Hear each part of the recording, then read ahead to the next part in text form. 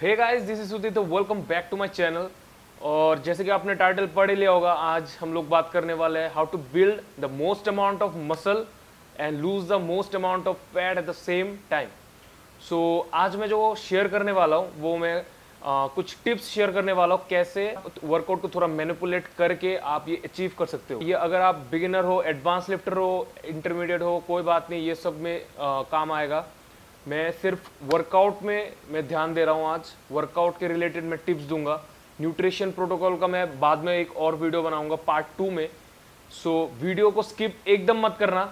Skip कर दिया तो बहुत दिक्कत हो जाएगी, क्योंकि आपको सब कुछ पता नहीं चलेगा कि कैसे क्या करना है, ठीक से समझ भी नहीं आएगा, ठीक है, तो आप अप्लाई नहीं कर पाओगे अपने वर्कआउट रूटीन पे। सो वीडियो को पूरा देखना। And if you haven't subscribed to my channel, you can subscribe it now and hit the bell icon so that you get notified. और आप मुझे इंस्टाग्राम पे भी फॉलो कर सकते हो, यहाँ पे इंस्टाग्राम हैंडल आ जाएगा। And keep watching the video, we will be back.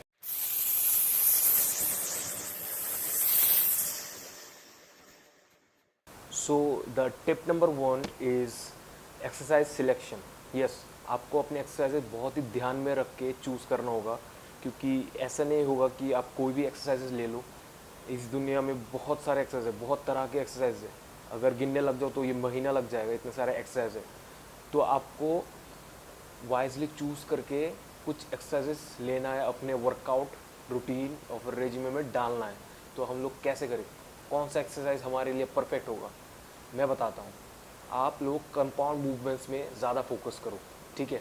Compound movements क्या होता है? कंपाउंड मूवमेंट्स जैसे कि आपका स्क्वाट हो गया, बेंच प्रेस हो गया, टी बार रोज़, बारबेल रोज़, फिर डेडलिफ्ट, बहुत सारे कंपाउंड मूवमेंट। कंपाउंड मूवमेंट्स मतलब कि जिसमें आपका एक से ज़्यादा मसल ग्रुप ट्रेन होता है। More than one muscle groups are activated during that exercise, तो उसको हम लोग कंपाउंड मूवमेंट्स बोलते हैं। और एक रिसेंट स्टडी में भी पाया गया है कि when you do compound movement you burn more amount of calories as compare to single joint or isolation exercises, or you can say machine exercises. क्योंकि जब हम लोग मशीन एक्सरसाइजेज और आइसोलेशन मूवमेंट्स करते हैं तो हमारा सिर्फ ध्यान एक ही मसल ग्रुप पे होता है। Just one muscle group is training when you are doing machine or isolation movements, इसीलिए उसका नाम ही आइसोलेशन है। सिर्फ एक मसल ग्रुप को फोकस करके ट्रेन करेंगे हम।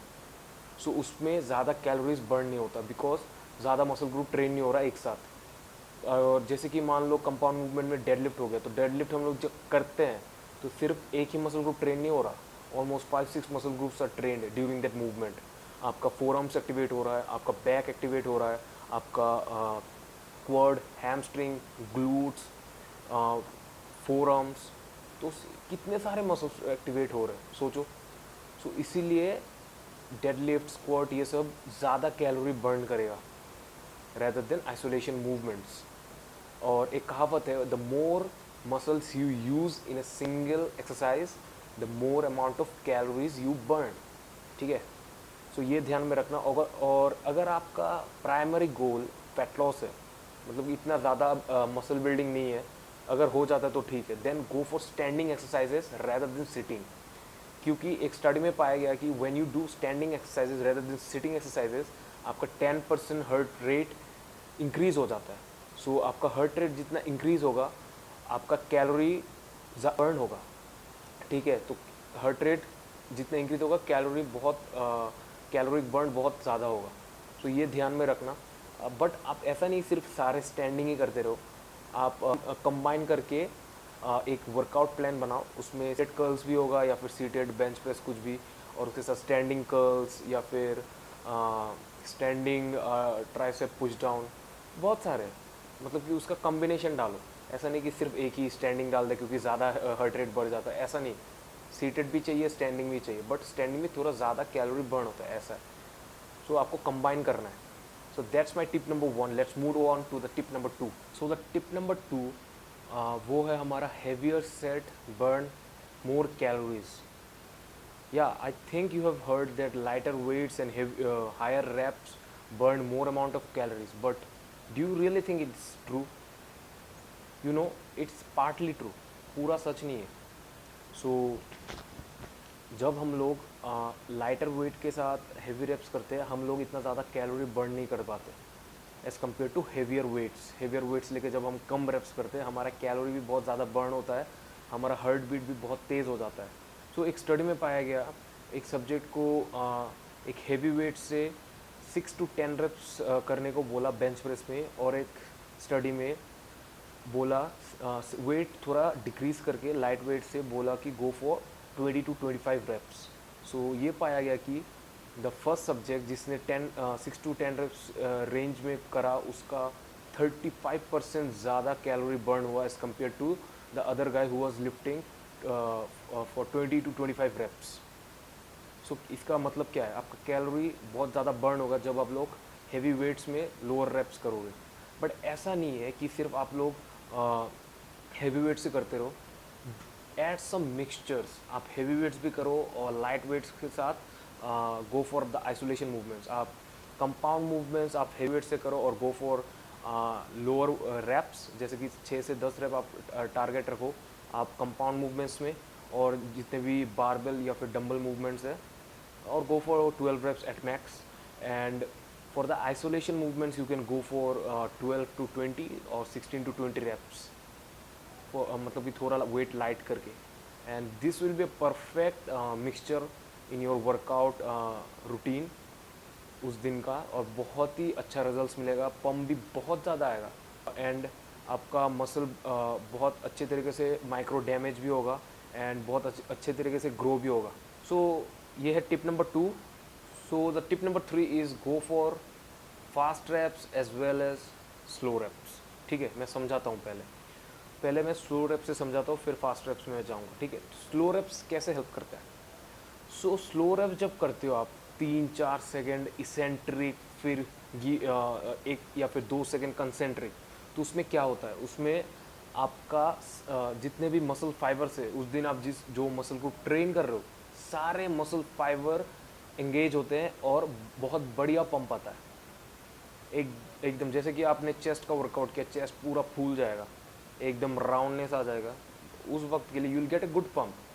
ठीक है, तो स्लो रैप से क्या होगा, आपका वर्कआउट तो ख़त्म कर लिया आपने, इतना कैलोरी ज़्यादा बर्न नहीं होगा स्लो रैप से as compare to fast reps. But जब आपने वर्कआउट ख़त्म कर लिया उसके बाद जो बाकी पूरा दिन है बचा है, उसमें your body will crave for more amount of calories, और you can say more food, body को और क्रेव करेगा और भी ज़्यादा फूड के लिए। ठीक है, तो उस पर आपका फैट लॉस होगा। ठीक है, और आपका मसल भी बिल्ड होगा क्योंकि पंप बहुत बढ़िया आया, स्लो रैप के साथ आपने हेवी वेट से मारा, सो इसका मतलब मसल बिल्ड भी होगा, फैट लॉस भी होगा। बट उसमें क्या होता है फास्ट रेप्स में, तो एक एग्जांपल देता हूँ। फास्ट रेप जैसे कि आप कर रहे हो लेग प्रेस में फास्ट रेप्स कर रहे हो, ठीक है, लेग प्रेस में यूर फास्ट रेप्स कर रहे हो, तो बहुत स्पीड में 1 सेकेंड में आपने 3 रेप कर दी। ठीक है, तो इसमें क्या होगा, आपका हार्ट रेट बहुत तेज़ी से बढ़ जाएगा, बहुत ज़्यादा। तो हार्ट रेट बहुत ज़्यादा बढ़ जाएगा, तो मैंने फर्स्ट पॉइंट पे बोला था कि हार्ट रेट जितना बढ़ेगा आपका कैलोरी भी ज़्यादा बर्न होगा। तो फास्ट रेप्स इसीलिए इस्तेमाल करना चाहिए क्योंकि आपका कैलोरी बर्न ज़्यादा होगा और आपका हार्ट रेट भी इंक्रीज़ हो जाएगा। So it will be a very good thing for your fat loss. But ऐसा नहीं है कि सारा टाइम फैट लॉस पे आप फास्ट रेप्स करते जाओ। फास्ट रेप्स का कैलोरी तो बर्न होगा बट मसल बिल्ड नहीं होगा, उल्टा मसल लॉस होने के चांसेस होंगे। ठीक है, क्योंकि पूरा टाइम अगर आप सारे एक्सरसाइज फास्ट रेप्स से करोगे then it won't be that much useful, that much beneficial for you. ठीक है, समझ आ रहा है ना। सो आपको क्या करना चाहिए, सेम जो टॉपिक 2 और टॉपिक 1 में था, मिक्सचर ऐड करो, फास्ट रेप्स भी करो, स्लो रेप्स भी करो। तो कैसे करें, तो गो फॉर स्लोअर, जो आपका मेन एक्सरसाइज मूवमेंट्स है उस पर go for slower reps. Compound में थोड़ा फास्ट चलता है बट आई वुड रिकमेंड कि फास्ट भी करो स्लो भी करो। जब लास्ट में एंड में आपका स्लो मतलब कि 10 रेप का टारगेट था, आपने 6 या फिर 7 रेप पूरा स्लो इसेंट्रिक पूरा एकदम मसल्स को फील करके किया और 3 रेप जा नहीं रहा, मतलब एक ही रेप जाएगा पूरा स्लो किया, तो then go for fast reps and complete the 3 rep range. Okay, तो वैसे करो। और यू कैन डू अगर आपका ड्रॉप सेट है एक वेरिएशन में, तो पहला सेट कर लिया आपने, देन गो फॉर जो ड्रॉप सेट होगा उसमें थोड़ा फास्ट कर लो। ठीक है, थोड़ा फास्ट, ज़्यादा नहीं, थोड़ा फास्ट कर लो। स्लो रेप्स भी हो रहा है, फास्ट रेप्स भी हो रहा है, तो दोनों काम में आ रहा है। समझ गए ना, ऐसा नहीं कि पम नहीं आएगा जब आप फास्ट रेप्स करोगे। फास्ट रेप्स में उसमें पंप बहुत ज़्यादा आएगा जब ड्रॉप सेट में आप करोगे या फिर सुपर सेट्स में, बिकॉज पहले तो आपने स्लो रेप्स करके मसल को पूरा डैमेज कर ही दिया, उसके बाद फिर से आपका मसल्स पूरा फैटिक हो चुका है, उसके बाद फिर से फास्ट रेप्स करके 12-13 रेप्स निकाल रहे हो आप ड्रॉप करके, तो बहुत इफेक्टिव होगा वो। आप ट्राई करके देखना और मुझे बताना कमेंट सेक्शन में कि काम में आया कि नहीं, ठीक है। सो वही है, ये हमारा tip number 3। So the tip number 4 is pare down your rest period, और you can say shorten your rest period. मैं एक स्टडी के साथ एक एग्जांपल दूंगा तो आपको अच्छी तरीके से समझ आएगा कि ये फंडा क्या है, ये एक्चुअली में है क्या। तो एक स्टडी हुआ था, ब्राज़ीलियन स्टडी, उसमें पाया गया कि 2 सब्जेक्ट्स लिया गया, ठीक है। 2 सब्जेक्ट में एक सब्जेक्ट को हमने 3 मिनट तक रेस्ट दिया गया और दूसरे सब्जेक्ट को ओनली 60 सेकेंड रेस्ट दिया गया इन बिटवीन सेट्स। तो उसमें क्या हुआ कि जिसने 60 सेकेंड रेस्ट लिया उसका हार्ट रेट ऑलमोस्ट 50% बढ़ गया और उसका कैलोरी बर्न भी 50% बढ़ गया। समझ आ रहा है आपको? मैं बताता हूँ, एक एग्जांपल देके बताता हूँ, ठीक है। तो एक एग्जांपल ले लो, जैसे कि मैंने स्क्वाट किया, एक बंदा ने स्क्वाट किया पहला सेट 100 केजी से, ठीक है। 100 केजी से स्क्वाट किया और उसका रेस्ट पीरियड यूजुअली रहता है 100 केजी मारने के बाद 3 मिनट, ठीक है, 3 मिनट या फिर 4 मिनट।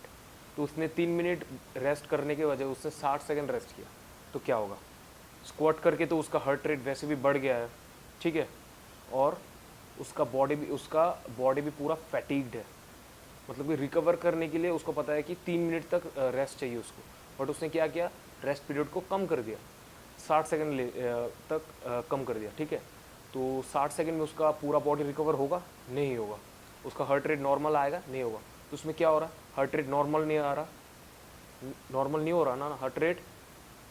जैसे कि मान लो इतना था, इतने से इतना आया, ये नॉर्मल है, नॉर्मल नहीं हुआ। तो सेकंड सेट पे जब वो जाएगा तो उसमें क्या होगा, सेकंड सेट जब करेगा, सोच लो उसने सेकंड सेट भी 100 केजी से किया, पहले सेट में 10 रेप्स निकाला उसने, और सेकंड सेट में जब वो करेगा उसका बॉडी रिकवर नहीं किया होगा और उसका हार्ट बीट भी नॉर्मल नहीं हुआ। सो हार्ट बीट नॉर्मल नहीं हुआ फिर भी वो कर रहा है, तो उसमें क्या होगा, हार्ट रेट फिर से और भी ज़्यादा इंक्रीज़ होगा, ठीक है। सोच लो 30-40% इंक्रीज़ हुआ, उससे भी ज़्यादा, तो हार्ट रेट नॉर्मल नहीं हो रहा।